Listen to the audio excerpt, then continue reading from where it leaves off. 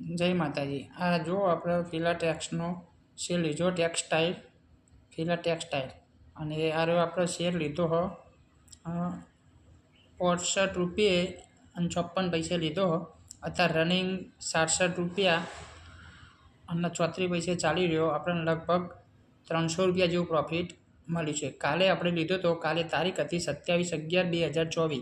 અત્યારે રનિંગ ચાલુ માર્કેટ 300 રૂપિયા પ્રોફિટ દેખાય। આપણે 10% જેવું ઓના અંદર પ્રોફિટ મળે એટલે આપણે નીકળી જવાનું।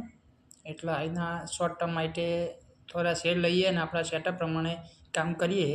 તો આ રીતે કામ કરો તો તમને પણ પ્રોફિટ થાય।